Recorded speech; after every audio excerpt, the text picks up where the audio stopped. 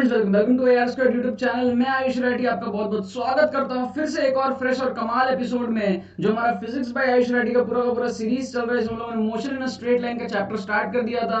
ये हमारा second lecture है मोशन इन स्ट्रेट लाइन का। पिछले लेक्चर में हमने डिस्टेंस, डिस्प्लेसमेंट, वेलोसिटी, एक्सेलरेशन के बारे में समझा। उसमें बहुत सारे हमने क्वेश्चन सॉल्व किए, नीट लेवल के, जेईई मेन लेवल के, अलग अलग स्टेट एग्जाम्स के लेवल के। तो आज ये दूसरा एपिसोड है हमारा मोशन इन स्ट्रेट लाइन का, जिसमें हम लोग समझने वाले हैं कैलकुलस के एप्लीकेशंस को, डिफरेंशिएशन, इंटीग्रेशन, इन सब चीजों के जो एप्लीकेशंस है हमारे पास में। मैक्सिमम मिनिमा क्या होता है, बेसिक कांसेप्ट्स, ठीक है, उसके एप्लीकेशंस जितने भी हमारे पास में एम्स में आए हुए सवाल, नीट में आए हुए सवाल, एआईपीएमटी है ना, AI triple E, JEE main, हर एक एग्जाम में जो जो क्वेश्चंस आए हैं 15 क्वेश्चन मैंने यहाँ पर आपके स्क्रीन पे उठा लिया। और जो मेरा फेवरेट कमेंट मुझे लगा पिछले वीडियो का, वो भी मैंने यहाँ पर ले लिया है, तो उसको भी मैं लास्ट में रीड आउट करूंगा। तो सबसे पहले हम लोग बात करते हैं डिफरेंशिएशन के बारे में, इंटीग्रेशन के बारे में, बेसिक कंसेप्ट देखेंगे और उसके बाद में अपने लेक्चर को आगे बढ़ाएंगे एंड हम लोग एप्लीकेशंस देखेंगे बहुत सारे, ठीक है। सबसे पहले अगर हम लोग बात करें डिफरेंशिएशन की, तो डिफरेंशिएशन क्या होता है आप लोग YouTube पे सर्च कर लेना, differentiation by Ayush Reddy, integration by Ayush Reddy. आपको बहुत बढ़िया बढ़िया वीडियोस पहले से भी मिल रखेंगे, लेकिन फिर भी इस चैप्टर के साथ भी मैं थोड़ा सा आपको बता देता हूँ डिफरेंशिएशन, इंटीग्रेशन, ताकि आप लोग थोड़ा बहुत रिलेट कर पाओ एंड अपने आगे के जर्नी को इस चैप्टर के अच्छे से समझ पाओ। इसके जो अगला वीडियो होने वाला है वो होने वाला है हमारे पास में मोशन अंडर ग्रेविटी, है ना, इक्वेशंस ऑफ मोशन, उसके डेरिवेशन वगैरह। तो बहुत इंपॉर्टेंट पूरी की पूरी सीरीज आप लोग ध्यान से देखते जाओ। हमारे पास में बेसिकली ये टॉपिक बस इसलिए लिया है क्योंकि मेरे को ये समझाना है कि acceleration is basically dv by dt and velocity is basically dx by dt, ठीक है। सिर्फ ये दो चीज मेरे को आपको समझाना है, इसलिए मैंने ये वाला डिफरेंशिएशन यहाँ पे फंडा ले लिया। डिफरेंशिएशन बेसिकली क्या है, लास्ट लेक्चर में भी मैंने आपको बताया था कि हमारे पास में अगर एक ग्राफ है, एक ग्राफ में ये वाला पॉइंट मान लो x वर्सेस t का ग्राफ है, ये पोजीशन अपने पास में x1 का है और ये पोजीशन अपने पास में x2 का है। तो अपन ने क्या बात करी थी कि ये x1 है, ये x2 है, तो x2 minus x1 will be the height, x2 minus x1 will be the height and t2 minus t1 will be the base। तो ये हमारे पास में जो सेकंड बनता है, जो ट्रायंगल बन रहा है, जो सेकंड बन रहा है हमारे पास में, उसका जो हमारे पास में हाइट का डिफरेंस है वो अपन को क्या देगा, डिस्प्लेसमेंट, और जो बेस का डिफरेंस है वो क्या देगा, टाइम। तो हमने क्या बात करी थी कि एवरेज वेलोसिटी अगर अपन को निकालना है, एवरेज वेलोसिटी, तो अपन क्या कर सकते हैं, displacement x2 minus x1 by time t2 minus t1। तो यहां पर तो कोई दिक्कत नहीं थी, एवरेज वेलोसिटी वगैरह पे हमने क्वेश्चन कर दी थी। लेकिन मैंने ये भी बताया था कि जब इंस्टेंटेनियस वेलोसिटी की बात आती है जब इंस्टेंटेनियस वेलोसिटी की बात आती है तो उस केस में जो हमारे पास में क्या है, फॉर्मूला बन जाता है del x by del t, where del t tends to 0। del t tends to 0 का क्या मतलब है कि जो टाइम डिफरेंस है वो बहुत छोटा है, किसी एक इंस्टेंट का हमको बताना है, किसी भी एक पर्टिकुलर इंस्टेंट पे जो टाइम का गैप है वो बहुत ज्यादा नहीं है, किसी एक पर्टिकुलर इंस्टेंट पे बताना है, तो जो टाइम होगी वो डेफिनेटली बहुत छोटी होगी, that will be tending to 0, ठीक है, limit del t tends to 0।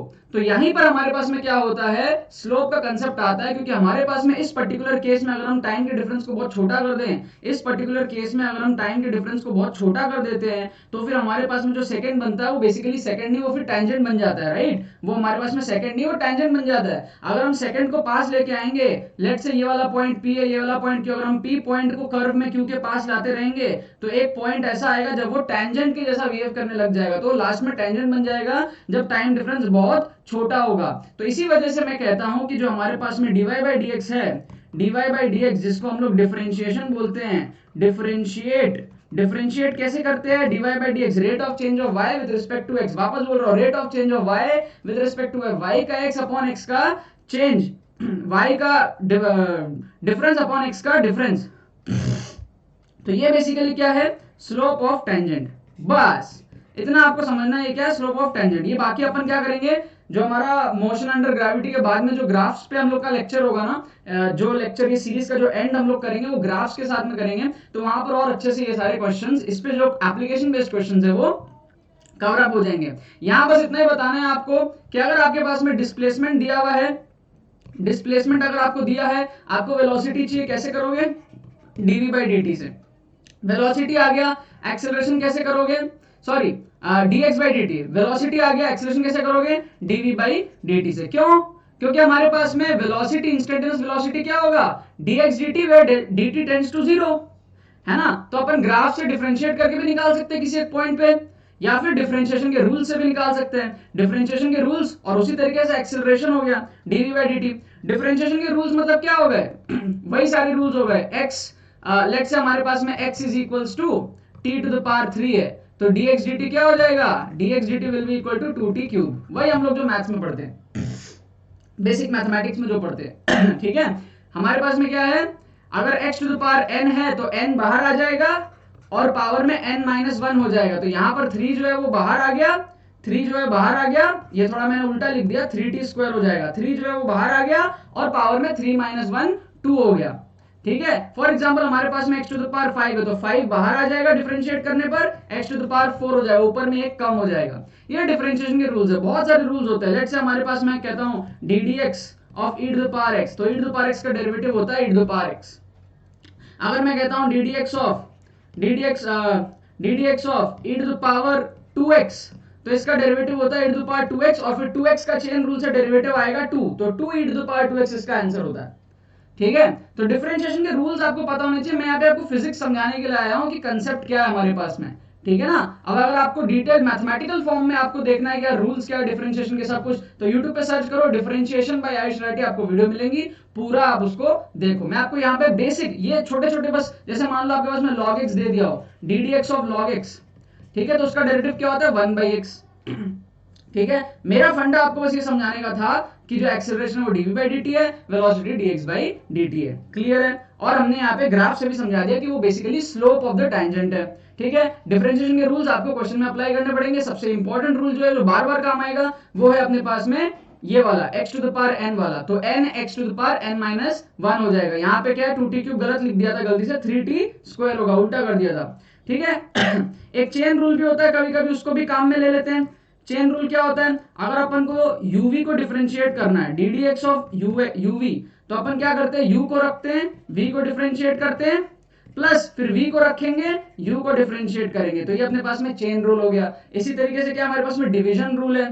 ठीक है, अलग अलग रूल्स हमारे पास में होते हैं। आप लोग क्या करो, बेसिक कॉन्सेप्ट अभी समझो। अगर आपको रूल नहीं आता है तो आपको प्रॉपर तरीके से डिफरेंशिएशन पढ़नी पड़ेगी, जो आप यूट्यूब पे सर्च करके पढ़ सकते हो। राइट, नेक्स्ट इंटीग्रेशन की अगर हम बात करें तो ये हमारे पास में क्या होता है, बेसिकली ऑपोजिट होता है, ये opposite of differentiation, opposite of differentiation. मतलब मान लो हमारे पास में अगर मैं कहता हूं कि x टू द पावर 4 का जो डेरिवेटिव है ddx of x to the power 4, हमारे पास में 4x क्यूब आया है, तो इट मींस 4x क्यूब का जो इंटीग्रल होगा dx के रिस्पेक्ट में, वो अपने को x टू द पावर 4 ही आएगा।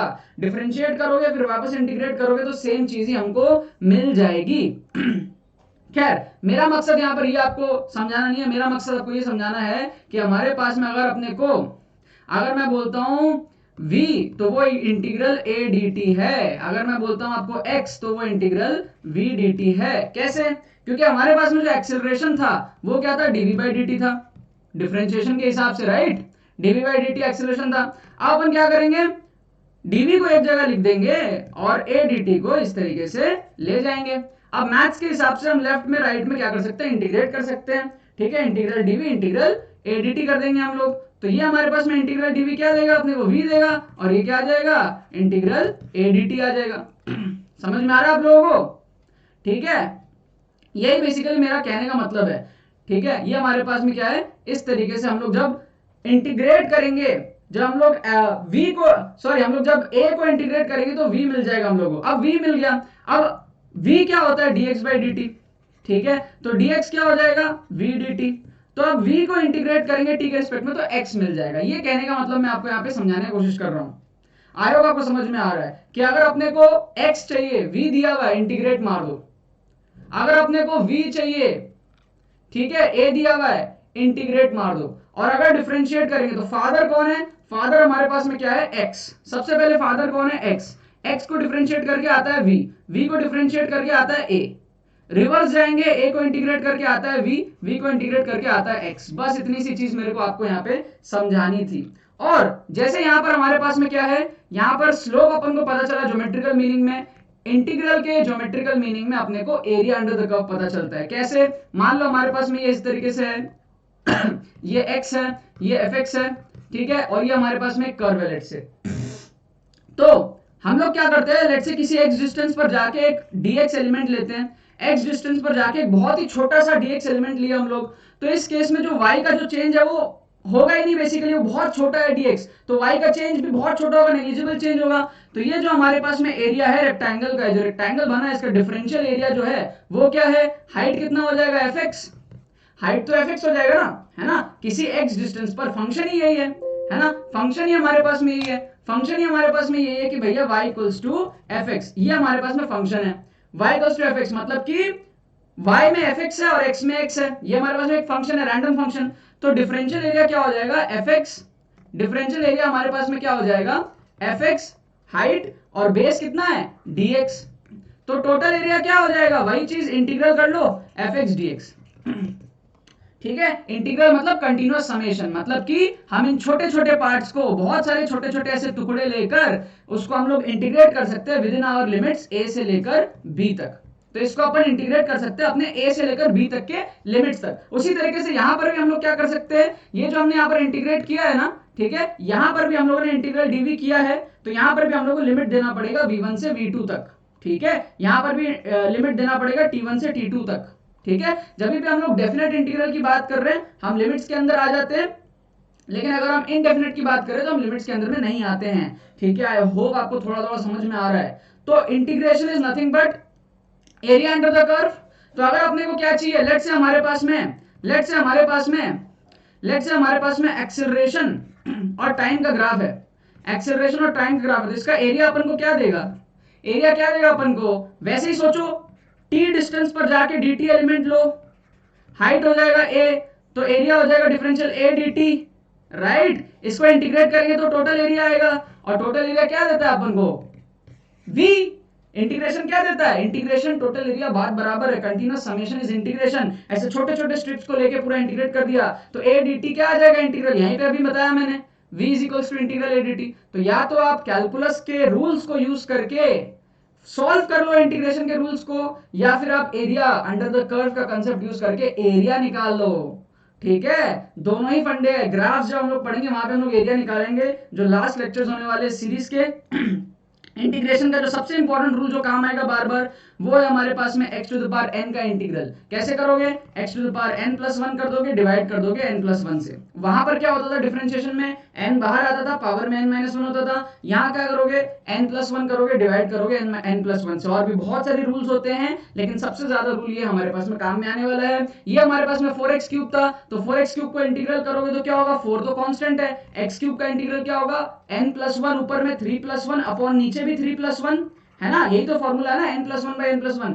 तो ये नीचे 4 और ये वाला 4 कट जाएगा, ये बचेगा x टू द पावर 4, तो ये भी x टू द पावर 4, ये भी x टू द पावर 4, ये भी x टू द पावर 4। मैंने क्या बोला था कि जब डिफरेंशिएट करेंगे तो जो आएगा उसको इंटीग्रेट करेंगे तो वापस हमको वही मिलना चाहिए यार, ठीक है। तो फाइनल चीज क्या है, फादर कौन है, x। अगर आपने को डिस्प्लेसमेंट का इक्वेशन पता है, डिफरेंशिएट करके क्या मिलेगी, इंस्टेंटेनियस वेलोसिटी मिलेगी। एक और बार डिफरेंशिएट करेंगे, इंस्टेंटेनियस एक्सेलरेशन मिलेगा, इंटीग्रेट करेंगे एक्सेलरेशन को v मिलेगा, फिर इंटीग्रेट करेंगे x मिलेगा। समझ में आ गया आप लोगों को, बात क्लियर है क्या। मैक्सिमम मिनिमम में आप लोगों को समझाया, तो फिर अपन चलते हैं क्वेश्चंस में। मैक्सिमम मिनिमम का मतलब है आपके पास में लेट से अपने पास में क्या है, x वर्सेस fx का ग्राफ है, और ये इस तरीके से हमारे पास में मामला बना हुआ है, इस तरीके से हमारे पास में ग्राफ बना हुआ है। तो आप देख सकते हो कि ये वाला जो पॉइंट है मिनिमा वाला पॉइंट है, ये वाला जो पॉइंट है ये मैक्सिमम वाला पॉइंट है, ये वाला जो पॉइंट है मिनिमा वाला पॉइंट है। इन तीनों पॉइंट पे आप एक चीज कॉमन देख सकते हो कि जो टेंजेंट है उसका जो स्लोप है वो स्लोप क्या है, जीरो है। स्लोप जीरो कैसे भाई, parallel to the x axis है, तो एक्स एक्सिस से एंगल बना रहा है थीटा विच इज जीरो, तो थीटा जीरो, तो tan थीटा जीरो। tan का मतलब टेंजेंट होता है ना, tan का मतलब क्या होता है, टेंजेंट ना, तो tan थीटा जीरो हो रहा है, एक्स एक्सिस से एंगल 0 डिग्री बना रहा है, तो tan 0 0 तो स्लोप जीरो हो गया। ऐसे भी सोच सकते हो, या फिर आप ऐसे भी सोच सकते हो dy by dx, जो कि हमारे पास में इंटीग्रेशन होता है। dy by dx का मतलब क्या है, change in y upon change in x। अब चेंज इन y तो हो ही नहीं रहा है, अगर कोई स्ट्रेट लाइन होता है, कोई स्ट्रेट लाइन अगर होता है parallel to the x axis, तो उसमें y में कोई चेंज तो होता ही नहीं है। अगर कोई स्ट्रेट लाइन होता है parallel to the x axis, तो उसमें y में कोई चेंज तो होता ही नहीं है, तो dy क्या हो गया, जीरो आ गया। इसका मतलब दिखने से भी समझ में आ रहा है, ज्योमेट्री से भी समझ में आ रहा है, कोऑर्डिनेट ज्योमेट्री समझ में आ रहा है, कैलकुलस से भी समझ में आ रहा है, डिफरेंशिएशन से भी समझ में आ रहा है कि अपने पास में अगर मैक्सिमा या फिर मिनिमा वाला पॉइंट है तो क्या करो, फंक्शन को डिफरेंशिएट करो और जीरो से इक्वेट कर दो। फंक्शन से डिफरेंशिएट करो और जीरो से इक्वेट कर दो। अब मैक्सिमा है या मिनिमा है उसके लिए डबल डेरिवेटिव यूज करते हैं। अगर हमारे पास में कनकेविटी अप है, double derivative greater than zero है तो मिनिमा है, और अगर कनकेविटी डाउन है, double derivative less than zero है, दैट मींस मैक्सिमा है। ठीक है, कनकेव अप मतलब मिनिमा, मिनिमा है तभी तो कनकेव अप है, और मैक्सिमा मतलब कनकेव डाउन। ठीक है, तो डबल डेरिवेटिव करके वापस से एक बार डिफरेंशिएट करके अपन को पता लगता है। तो f dash x is equal to 0 आपको करना है। ये सारे क्वेश्चंस में अप्लाई होंगे एंड रेडी हो जाओ आप लोग। कैसे करोगे? टोटल 15 क्वेश्चन है। 1 2 3 4 5 6 7 8 9 10 11 12 13 14 15, टोटल 15 क्वेश्चन है, और 1 2 3 4 करके आपको कमेंट्स में आंसर करना स्टार्ट करना है। कैसे करोगे? आप लोग पॉज करोगे, नीचे जाओगे, कमेंट करोगे, और फिर ऊपर आओगे, चेक करोगे सही हुआ या गलत हुआ, उसको एडिट कर दोगे। ठीक है, या फिर उसी पे रिप्लाई कर दोगे।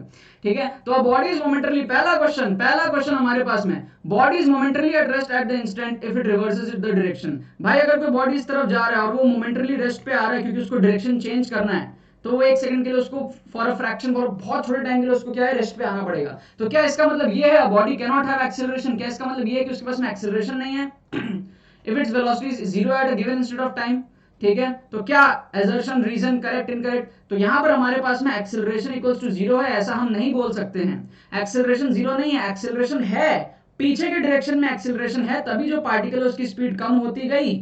एक्सेलरेशन का मतलब क्या है? Change in velocity by time taken. Acceleration negative है, इसका मतलब चेंज इन वेलोसिटी नेगेटिव है, मतलब वेलोसिटी कम हो रही है, तो कम होते होते जीरो भी तो होगी ना एक बार, और फिर जीरो के वो डायरेक्शन चेंज करेगा, फिर इस तरफ आने लगेगा, तो एक्सेलरेशन जीरो हो ऐसा हम नहीं कह सकते। तो रीजन जो है हमारे पास में वो इनकरेक्ट है, तो पहले का जो करेक्ट आंसर निकल के आएगा वो सी निकल के आएगा। एम्स का क्वेश्चन है, AIIMS, JIPMER, NEET, AI triple JEE, हर टाइप के क्वेश्चन हम लोग यहाँ पर करने वाले हैं। ठीक है, अगर आपको AI PMT दिखता है तो समझ लेना वो नीट का पुराना वर्जन है, और अगर आपको AI ट्रिपल दिखता है तो समझ लेना आपको जेईई का पुराना वर्जन है। दूसरा क्वेश्चन आपके स्क्रीन पे रहा है, मैक्सिमम मिनिमम वाला कांसेप्ट यहाँ पे यूज होगा।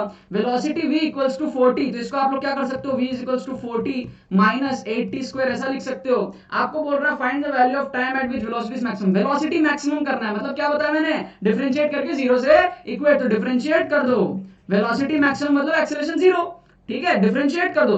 ग्राफ में ये होगा ना, मैक्सिमम मतलब क्या हो गया, मैक्सिमम मतलब एक पॉइंट के लिए dy by dx जीरो हो जाएगा, तो यहाँ पे डिफरेंशिएट कर दो।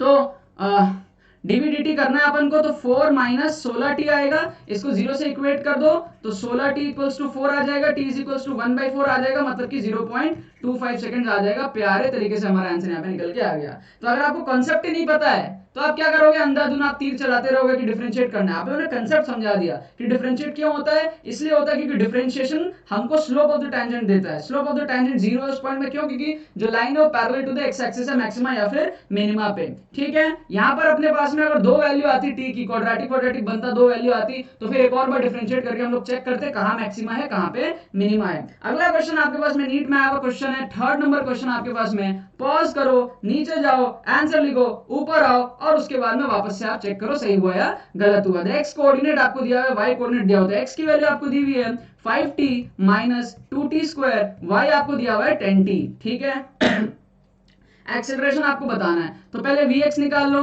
x का स्पीड निकालो, डिफरेंशिएट करिए, मैंने समझा दिया आप लोगों को। देखो x फादर है, फादर से अपन को क्या चाहिए, dx dt करके अपन को v चाहिए, फिर डिफरेंशिएट करके क्या चाहिए, dv dt करके अपन को a चाहिए। इस तरीके से आपको मैंने आपको फंडा समझा दिया इंस्टेंटेनियस के केस में। आपको क्या करना है, डिफरेंशिएट करके 5 माइनस 40 निकालना है। यहाँ पर आपको vy सॉल्व करना है, vy इक्वल्स टू 10 आ जाएगा। अब एक और बार डिफरेंशिएट करो, एक्सेलरेशन आएगा, एक्सेलरेशन इक्वल्स टू माइनस 4 आ जाएगा, और यहाँ पर एक्सेलरेशन जीरो हो जाएगा। क्यों? क्योंकि कांस्टेंट का डेरिवेटिव जीरो होता है, तो 5 कांस्टेंट है, यहाँ पे 10 कांस्टेंट है, जीरो हो गया डेरिवेटिव, और बाकी डिफरेंशिएशन के रूल्स को अपन ने यहाँ पर रूल करके यूज करके सॉल्व कर लिया। एक्सेलरेशन कितना निकल के आया, -4, y में तो भैया जीरो है, तो फाइनल एक्सेलरेशन सिर्फ -4 होगा, जो कि एक्स डायरेक्शन में होता है। अगला क्वेश्चन यहाँ पे निकल के आता है, क्वेश्चन नंबर 4। पॉज करो, नीचे जाओ, आंसर दो, ऊपर आओ, वापस से स्टार्ट करो, एंड फिर आप इस क्वेश्चन का आंसर सही है कि नहीं वो आप देखो। आपको बोल रहा है xp और xq दिया हुआ है, xp इज इक्वल्स टू आपको बोल रहा है 80 प्लस bt स्क्वायर है, और xq आपको बोल रहा है ft माइनस t स्क्वायर है। आपको बोल रहा है कब सेम वेलोसिटी होगी, डिफरेंशिएट करो। वेलोसिटी कैसे आता है, डिफरेंशिएट करके आता है, समझा दिया मैंने आप लोगों को। डिफरेंशिएट मारो, आपको क्या मिलेगा, vp is equals to a plus 2bt और यहां पर डिफरेंशिएट करोगे आपको क्या मिलेगा, f माइनस 2t, ये आपको मिल गया। ठीक है, अब आपको क्या करना है, at what time do the cars have the same velocity, same velocity कब होगा, सेम वेलोसिटी कब होगा, तो दोनों को आप इक्वल कर दो, तो a plus 2bt is equals to f minus 2t। तो आप क्या कर सकते हो, f minus a is equals to 2b plus 2 into t, तो t will be equal to f minus a upon 2 into b plus 1। तो यहाँ पर डी ऑप्शन एकदम करेक्ट निकल के आ गया। सिंपल सा क्वेश्चन था, दोनों को डिफरेंशिएट किया और वेलोसिटी को अपन ने इक्वेट किया। अगला क्वेश्चन यहाँ पे निकल के आता है क्वेश्चन नंबर 5। पॉज करो, आप लोग पॉज करो, सॉल्व करो, नीचे कमेंट करो और फिर आओ वापस से आप लोग चेक करने के लिए। ठीक है, आप में से बहुत सारे बच्चों ने इसका आंसर ए मार्क किया होगा, लेकिन ए जो है वो गलत आंसर है। क्यों गलत आंसर है, क्योंकि आपको x के रिस्पेक्ट में इक्वेशन दिया हुआ है, ध्यान देना यार, v आपका जो है वो x के रिस्पेक्ट में है, t के रिस्पेक्ट में नहीं है। ठीक है, आपको अगर एक्सेलरेशन निकालना है तो आप एक्सेलरेशन कैसे निकालते हो, आप निकालते हो dv बाई dt। ठीक है, लेकिन आप t के रिस्पेक्ट में डिफरेंशिएट कर ही नहीं सकते ना, इस केस में आप t के रिस्पेक्ट में डिफरेंशिएट कर ही नहीं सकते। इसमें आप डायरेक्टली आपको क्या करना पड़ेगा, चेन रूल लगाना पड़ेगा, या फिर आप v dv बाई dx कर लो। मतलब कि कहने का मतलब कि आपके पास में एक्सेलरेशन का एक फॉर्मूला होता है dv बाई dt और दूसरा फॉर्मूला होता है v dv बाई dx। ऐसे भी कर सकते हो, क्यों, क्योंकि v dv by dx basically same ही है। अगर आप v को dx dt लिखते हो, अगर आप इस v को dx dt लिखते हो वापस से, तो dx dx कट जाएगा, बचेगा dv dt, बात बराबर है, dv dt बोल लो चाहे v dv dx सेम ही चीज है। इस पर्टिकुलर क्वेश्चन में dv dx निकालना आसान है। या फिर आप चेन रूल करो। ठीक है, चेन रूल से आप करोगे तो क्या आएगा, सबसे पहले आप क्या करोगे, बीटा, ठीक है, माइनस 2n को बाहर लाओगे तो minus 2n x to the power minus 2n minus 1 करोगे आप। ठीक है, फिर आप उसको x के रिस्पेक्ट में भी डिफरेंशिएट करना पड़ेगा, राइट। ठीक है, x के रिस्पेक्ट में भी डिफरेंशिएट करना पड़ेगा। ठीक है, तो यहां पर आप ऐसा कर लो, ठीक है, dx dt करो तो आपको वापस से v ही मिल जाएगा। तो आपको वापस से देखो, x के रिस्पेक्ट में वापस से करोगे तो dx dt आएगा, तो आपको v ही मिल जाएगा। तो आप उसको क्या कर लोगे, मतलब एक बार मैं फ्रेश करके आपको समझाने का ट्राई करता हूँ बढ़िया से, टेंशन मत लो, आप लोग समझ रहा हूँ मैं, आप लोग उतना अच्छे समझ में नहीं आ रहा है। Just a minute. अरे अरे अरे अरे, अभी मैं समझा देता हूँ। Yes, this is my eraser. अभी मैं समझा देता हूँ, देखो अच्छे से समझाता हूँ, टेंशन मत लो। आप लोग लग रहा होगा कि यार ये सब क्या हो रहा है। देखो, चेन रूल का मतलब होता है, थोड़े टाइम पहले मैंने एक क्वेश्चन आप लोगों को कराया था डिफरेंशिएशन में, जिसमें मैंने चेन रूल समझाया था, e to the power 2x, ये वाला। तो इसमें e to the power 2x अपन ने करा था, ठीक है, और e to the power 2x करने के बाद में अपन ने फिर उसको भी तो यूज करा था ना, e to the power 2x के बाद में 2x को वापस से डिफरेंशिएट करके 2 लिखा था। तो इसको कहते हैं चेन रूल। ठीक है, कि हमारे पास में अगर फंक्शन के अंदर कुछ फंक्शन है तो उसको और करते जाओ आप जब तक कंप्लीट नहीं होता। तो यहां पर अपने पास में सबसे पहले अपन डिफरेंशिएट कर रहे हैं इसको, तो अपन कर रहे हैं dv dt। तो अपने को मिल रहा है beta minus 2n x to the power minus 2n minus 1। लेकिन हमारा जो फंक्शन है वो t के टर्म्स में नहीं था, वो x के टर्म्स में था, तो x को भी डिफरेंशिएट करना पड़ेगा। जैसे वहां पर वो x नहीं था, 2x था, तो 2x को डिफरेंशिएट करना पड़ा। तो वैसे यहां t नहीं है, हमने तो t के, ये जो हमने डिफरेंशिएट करा ये dt के t के रिस्पेक्ट में करा, बट t तो था ही नहीं, हमने तो उसको t मान लिया। तो जब भी ऐसा मान लेते हैं तो जो अंदर कुछ और है उसको भी डिफरेंशिएट करना पड़ता है। तो अंदर क्या था, x था, तो यहाँ पे dx dt करना पड़ेगा। ठीक है, and dx dt is basically what, dx dt is basically v। ठीक है ना, तो dx dt is basically v। तो ये हमारे पास में क्या हो जाएगा, beta minus 2n x to the power minus 2n minus 1 into v। v मतलब वही beta x to the power minus 2n, तो बीटा स्क्वायर हो जाएगा, माइनस 2n भी आ जाएगा, और x का power minus 2n minus 1 minus 2n minus 4n minus 1, answer यहाँ पे b निकल के आ जाएगा चेन रूल से। अगर आपको चेन रूल नहीं समझ में आता है तो आप v dv बाई dx से कर लो, क्योंकि एक्सेलरेशन क्या है, dv बाई dt।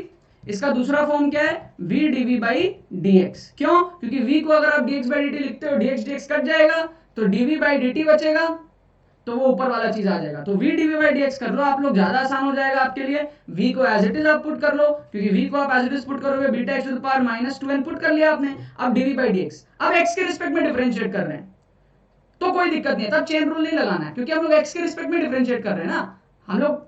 ठीक है, t के रिस्पेक्ट में उस टाइम पे कर रहे थे, तो t के रिस्पेक्ट में करेंगे तो अंदर x का डिफरेंशिएशन करना पड़ेगा हम लोगों को। फंक्शन के अंदर में फंक्शन अगर आ जाता है ना, इस तरीके से होता है, तो हम लोग को ध्यान रखना पड़ता है। तो यहां पर अब x के रिस्पेक्ट में करेंगे तो beta x to the power -2n का आएगा -2n x to the power -2n -1, तो ये बीटा और बीटा एक साथ आ गया, ठीक है, -2n आ गया, ये पूरा चीज आ गया। अब x की पावर यहाँ पे -2n है, यहाँ पे -2n -1 है, तो -4n -1 आ जाएगा। आई होप आपको समझ में आ गया। अगर नहीं समझ में आया थोड़ा सा बैक करो, पॉज करो, 2 बार देखो, अच्छे से आपको समझ में आ जाएगा। बढ़िया क्वेश्चन था। अगला क्वेश्चन आपके स्क्रीन पे ये रहा, सिंपल सा क्वेश्चन है। x आपको दिया हुआ है beta not plus beta 1t plus beta 2t square, ये सारे कांस्टेंट्स है। पहला डेरिवेटिव करोगे 0 प्लस b1 प्लस 2 b2t आएगा, दूसरा डेरिवेटिव करोगे 0, अब ये भी कांस्टेंट खाली बचा, तो यहाँ पे 2b2 आएगा, तो एक्सेलरेशन आ जाएगा हमारे पास में 2 बीटा 2। सातवां क्वेश्चन आपके स्क्रीन पे, क्या करो, पॉज करो, नीचे जाओ, कमेंट में आंसर करो और फिर आप वापस आके चेक करो। तो अपने पास में क्या है, x is equals to a e to the power minus alpha t plus b e to the power beta t है। तो डिफरेंशिएट मारेंगे अपन, v क्या आ जाएगा, a को एज इट इज कांस्टेंट है, रखे रहने दो, माइनस अल्फा टी को आप बाहर लेके आओ, तो यहां पर आएगा minus alpha t e to the power minus alpha t. ठीक है, समझ में आ रहा है आप लोगों को क्या हो रहा है, ई टू द पावर माइनस, एक मिनट, यहाँ पे टी नहीं आएगा, ये टी नहीं आएगा यहाँ पे, ठीक है, यहाँ पे टी नहीं आएगा, चेन रूल से मैं कर रहा हूं, चेन रूल से मैं कर रहा हूं। तो ई टू द पावर एक्स, देखो ई टू द पावर एक्स का हमारे पास में जो डेरिवेटिव होता है, ई टू द पावर एक्स का जो हमारे पास में डेरिवेटिव होता है वो होता है ई टू द पावर एक्स, ठीक है। तो ई टू द पावर एक्स का जो डेरिवेटिव होता है वो होता है ई टू द पावर एक्स, लेकिन अगर हमारे पास में e to the power 2x हो, e to the power 2x हो, तो अपन क्या करेंगे, derivative e to the power 2x, लेकिन फिर उस 2 को भी बाहर लाएंगे, उसको भी डिफरेंशिएट करके बाहर लाएंगे, ठीक है। ये अपने पास में क्या, e का पावर x का derivative e to the power x होता है, बट 2x है ना यहाँ पे, तो उस 2x को भी करना पड़ेगा डिफरेंशिएट, ठीक है। तो यहां पर अपने पास में क्या है, a को एज इट इज रख दिया, e power minus alpha T का डेरिवेटिव क्या है, e power minus alpha T, लेकिन t नहीं है, माइनस अल्फा टी है, तो उस माइनस अल्फा को बाहर लाना पड़ेगा। जैसे यहाँ पे 2 को बाहर लाया, वैसे माइनस अल्फा को यहाँ बाहर लाना पड़ा, और फिर यहाँ पे क्या है, plus b e power beta T, e power t होता तो डेरिवेटिव e पावर t होता, लेकिन e पावर t नहीं है, e पावर बीटा t है, तो जो ऊपर में बीटा t है ना, उसको भी डिफरेंशिएट करना पड़ेगा, और वो बीटा को बाहर लिखना पड़ेगा डिफरेंशिएट करके जो आ रहा है, तो ये हमारे पास में फाइनल e आएगा। अब सी ऑप्शन देखोगे आप करेक्ट होगा, क्योंकि ड्रॉप टू 0 हो रहा है when alpha equals to beta, alpha और बीटा अगर सेम हो जाए तो आप देखो यहाँ पे बीटा लिख दोगे, ठीक है, नहीं यार, ए और बी भी तो अलग अलग है, नहीं, इक्वल नहीं हो रहा, v is equals to minus a alpha e power minus alpha t plus beta b e power beta t. रुक जाओ, अल्फा है, ए और बी अलग अलग है, ठीक है। तो ध्यान देते हैं यार, be independent of alpha and beta, independent of alpha and beta तो नहीं दिख रहा भाई, इंडिपेंडेंट, तो ये अपने पास में रॉन्ग स्टेटमेंट है। Go on decreasing with time, go on decreasing with time देखेंगे, और इसको भी देखेंगे, ड्रॉप टू 0 नहीं हो रहा, अल्फा इक्वल टू बीटा अगर हो जाए तो सिर्फ ये वाली चीजें 0 इक्वल हो रही है हमारे पास में, बाकी ए और बी तो रह ही जाएंगे ना, ए और बी तो रह ही जाएंगे, ठीक है। अब यहाँ पे हमारे पास में क्या होगा, go on decreasing with time या फिर गो ऑन इंक्रीजिंग विद टाइम को अपन को यहाँ पे सोचना पड़ेगा यार, ये अपन को यहाँ पे सोचना पड़ेगा, ठीक है। हमारे पास में सारे ही पॉजिटिव क्वांटिटीज हैं, सारी पॉजिटिव क्वांटिटीज हमारे पास में, ए भी पॉजिटिव है, ये भी पॉजिटिव है, तो ये हमारे पास में क्या है, v is equals to minus a alpha upon e power alpha t, ये पॉजिटिव हो गया, ठीक है, plus beta b e power beta t, तो ये अपने पास में पॉजिटिव क्वांटिटी है, ठीक है, ये पॉजिटिव क्वांटिटी है हमारे पास में, और ये भी पॉजिटिव क्वांटिटी है, ये भी पॉजिटिव क्वांटिटी है। इसको कैसे बताएंगे, इसको कैसे बताएं,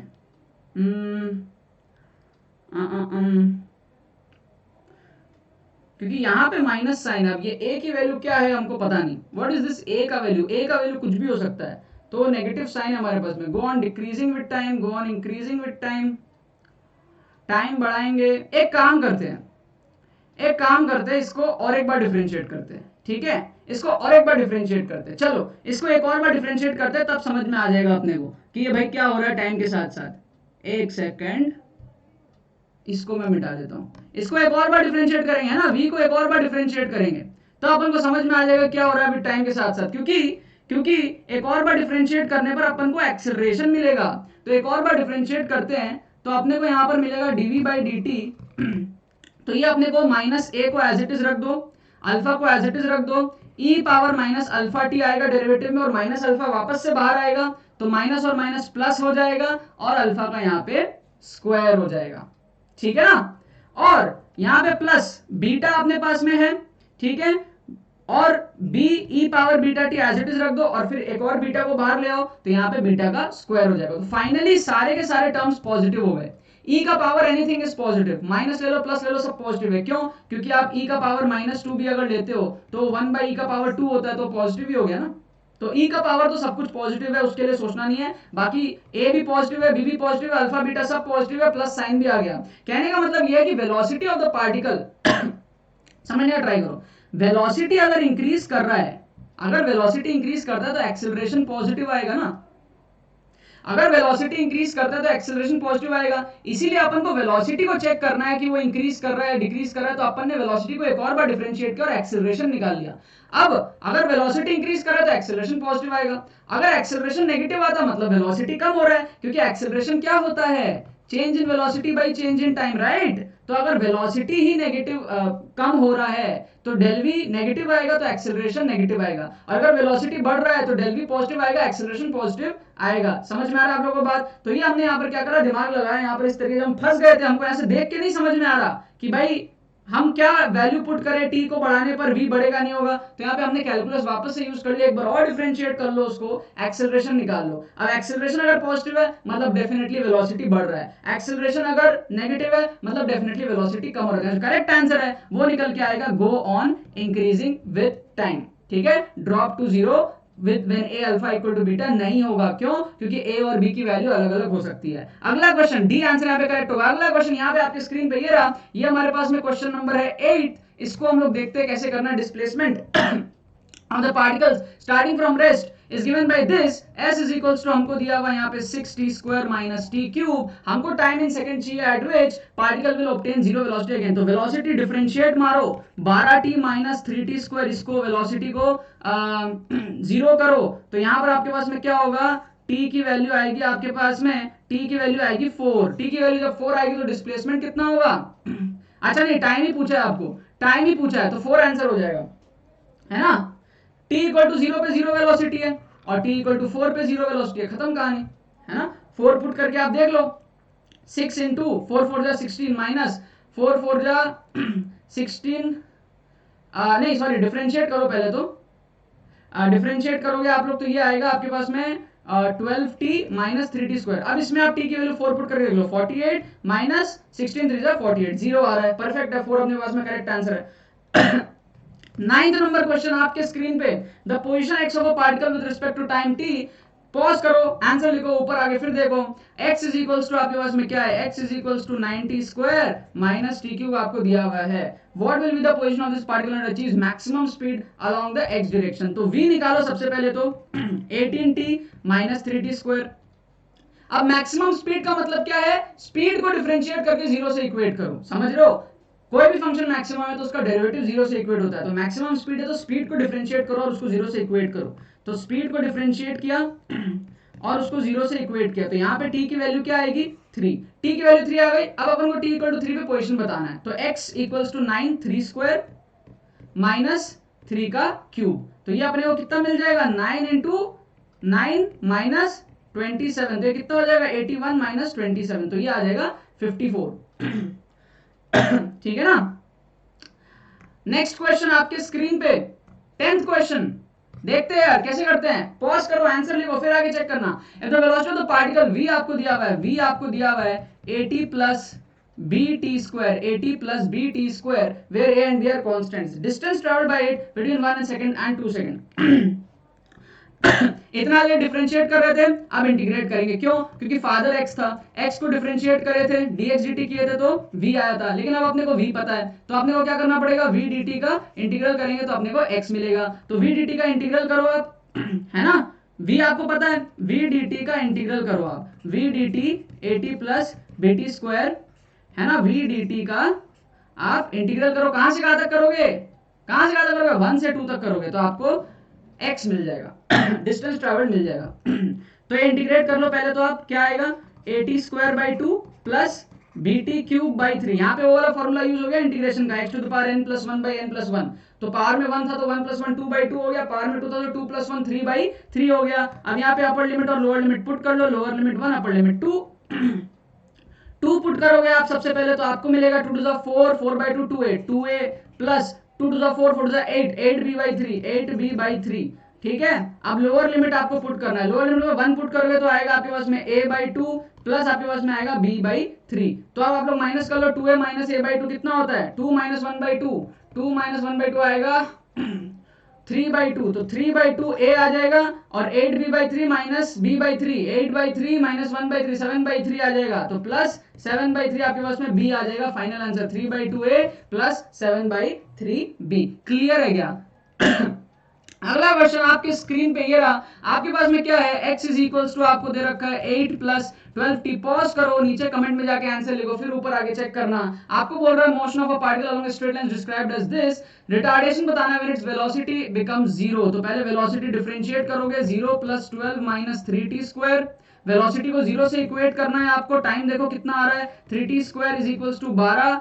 ठीक है, t इज इक्वल्स टू 2 आ रहा है, टाइम अपने पास में 2 है। रिटार्डेशन मतलब कि नेगेटिव एक्सेलरेशन, वापस से डिफरेंशिएट करो आपको मिलेगा 0 माइनस 60।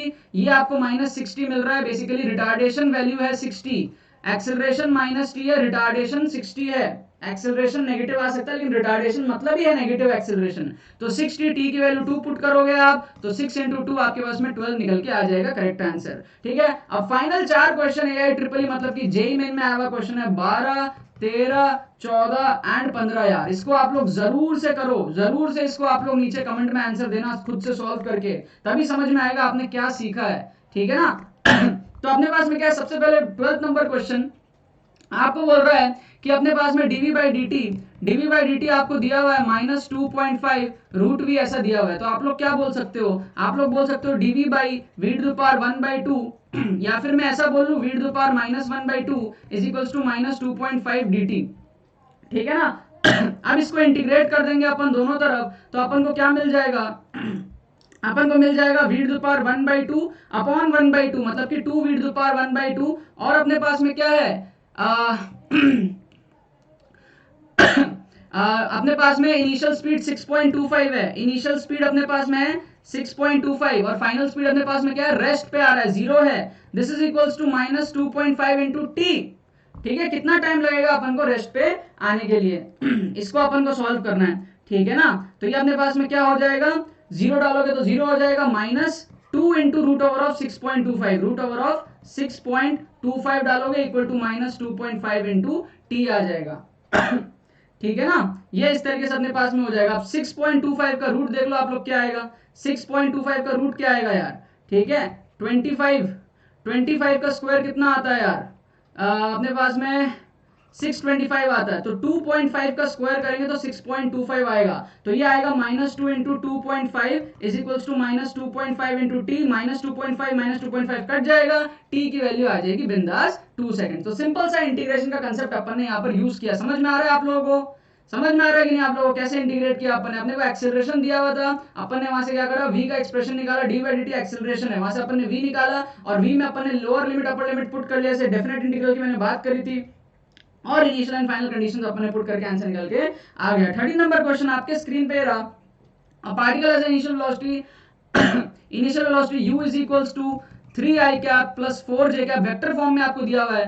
एक्सेलरेशन आपके पास में क्या है, 0.4i cap plus 0.3 j cap और आपको टाइम दिया हुआ है 10 सेकंड्स, आपको v बताना है। आप में से बहुत सारे स्टूडेंट्स क्या करते हो, पहले इसका रिजल्टेंट निकाल लेते हो, फिर इसका रिजल्टेंट निकाल लेते हो और फिर सॉल्व कर लेते हो, कतई गलत हो जाएगा आपका आंसर। मत करना ऐसा यार, क्योंकि आपका जो x का कंपोनेंट है वो x में ही कंट्रीब्यूट कर रहा है, टोटल में कंट्रीब्यूट नहीं कर रहा है। ठीक है, x का असर x पे है, y का असर y पे है। आप क्या कर रहे हो, x और y का स्पीड का रिजल्टेंट निकाल लिए, एक्सेलरेशन का रिजल्टेंट निकाल लिया और फिर आप सॉल्व कर लिए। ऐसा नहीं होता यार, ऐसे नहीं होता, आपको x को x में करना पड़ेगा। ठीक है, समझ लो ना आप मैं क्या बोल रहा हूं आपको, x का x में निकालो पहले v, तो v is equals to x का स्पीड u प्लस x का एक्सेलरेशन 0.4 इंटू टाइम 3, तो ये आएगा आपके उसमें 3 प्लस 4 ये आएगा 7, ये vx है। आप टोटल निकालोगे गलत हो जाएगा, x में एक्सेलरेशन अलग है, y में अलग है, आप कहां से टोटल निकाल के कर लोगे?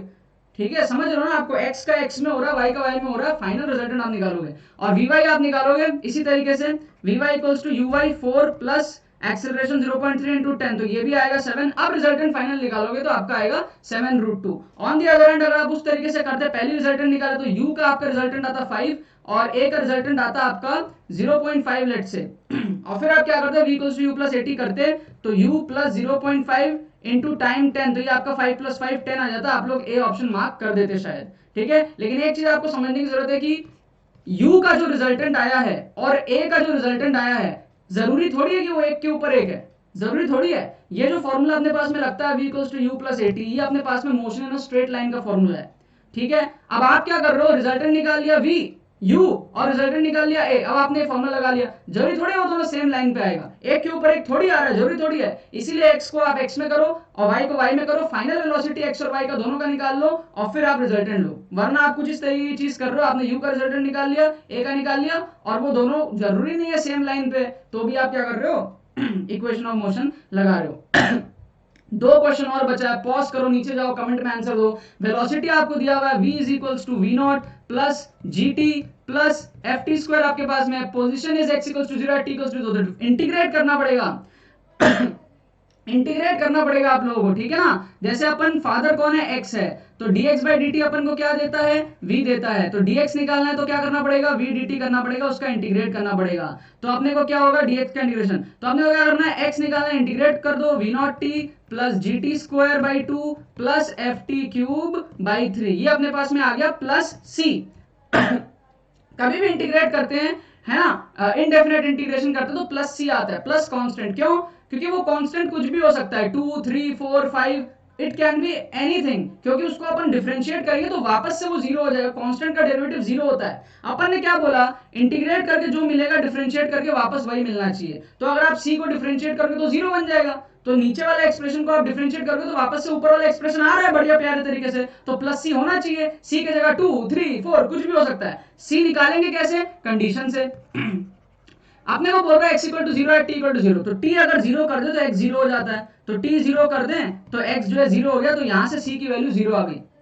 इस तरीके से अपन c की वैल्यू निकालते हैं, तो c की वैल्यू 0 आ गई, तो भैया c की वैल्यू 0 आ गई, तो ये अपने पास में फाइनल एक्सप्रेशन यही बचा। अब t इक्वल टू 1 पे अपन को बताना है, t इक्वल टू 1 पे ये 1 हो जाएगा, ये 1 हो जाएगा, ये 1 हो जाएगा, तो x will be equal to v naught plus g by 2 plus f by 3, v naught plus g by 2 plus f by 3। समझ में आया क्या, आया कि नहीं? लास्ट क्वेश्चन है यार, देखते हैं किसका सही होता है। पॉज करो, नीचे जाओ, कमेंट में आंसर दो और फिर आके वापस चेक करना आपका सही होता है कि नहीं होता है। Particle located at x equal to 0 वगैरह वगैरह जो भी दिया हुआ है, v इज इक्वल्स टू आपको दिया है अल्फा रूट x। ठीक है, v क्या है हमारे पास में, dx dt, v क्या है, dx dt is equals to alpha root x। अब अपन क्या कर सकते हैं, dx अपॉन रूट x कर सकते हैं इक्वल्स टू अल्फा dt कर सकते हैं। ठीक है, तो इसको अपन ऐसा लिख सकते हैं, x to the power minus 1 by 2 dx is equals to alpha dt। अपन इंटीग्रेट कर सकते हैं, ठीक है ना, इंटीग्रेट कर सकते हैं अपन, तो अपने को क्या मिलेगा यहाँ पे, अपने को मिलेगा x to the power 1 by 2 upon 1 by 2, 2x to the power 1 by 2 is equals to alpha t। ठीक है, तो x to the power 1 by 2 is equals to alpha by 2 into t, तो अब अपन को स्क्वायर करना पड़ेगा, तो x will be equal to alpha by 2 का होल स्क्वायर इंटू t का स्क्वायर, तो x क्या है, t स्क्वायर के प्रोपोर्शनल है, डिस्प्लेसमेंट क्या है, t स्क्वायर के प्रोपोर्शनल है। Correct answer will be A. समझ में आया क्या, आपने को v वर्सेस x का रिलेशन दिया हुआ था, v वर्सेस x का रिलेशन दिया हुआ था, उसको dx बाई dt करके अपन ने इंटीग्रेशन वगैरह लगा के x वर्सेस t का रिलेशन लाया, x to the power 1 by 2 versus t का रिलेशन आया डायरेक्टली प्रोपोर्शनल, तो अपन को स्क्वायर करना पड़ेगा ताकि x का रिलेशन ला पाए अपन, t स्क्वायर के डायरेक्टली प्रोपोर्शनल अपन को आता हुआ दिख रहा है। ठीक है, लास्ट जो यहाँ पर हमारे पास में कमेंट है, जो फेवरेट कमेंट मेरा पिछले एपिसोड से था, जो फर्स्ट लेक्चर था हमारे पास में मोशन स्ट्रेट लाइन का, वहां का कमेंट है, I am glad to see that you are back again with your awesome content and believe me just your efforts here is developing confidence in many young minds that they can crack the exams. Continue with this awesome work and we are always with you. By the way, the crush example was lit. ठीक है, तो पिछले session में, पिछला जो पहला episode था इस सीरीज का, इस चैप्टर का, तो उसमें मैंने बोला था कि यार वो क्रश का एग्जांपल था डिस्प्लेसमेंट किया, आप घर से निकलते हो, स्कूल जाते हो, क्रश के बगल में बैठते हो, मुस्कुराते हो, वापस आते हो, खाना खा के सो जाते हो, उस एग्जाम्पल की ये बात कर रहे हैं। और थैंक यू सो मच आपके वंडरफुल कमेंट्स के लिए। आप सबके कमेंट्स में ऐसे ही पढ़ता रहता हूँ, इसी तरीके से आप लोग वंडरफुल कमेंट्स लेते रहो। मेरे को जो भी फेवरेट कमेंट लगेगा इस वीडियो के नीचे उसको मैं अपने आने वाले अगले वीडियो में लूंगा जरूर, ठीक है। बाकी तो बस यही बात है। आई होप आपको वीडियो पसंद होगा, आपने कुछ सीखा होगा। अगर आपने इस वीडियो से कुछ सीखा तो लाइक करना मत भूलना और शेयर करना मत भूलना बाकी सारे फ्रेंड्स के साथ, ताकि वो भी इस प्लेटफॉर्म का मजा उठा सके। बाकी तो बहुत बहुत धन्यवाद वीडियो को देखने के लिए। बने रहिए यार, थैंक यू सो मच।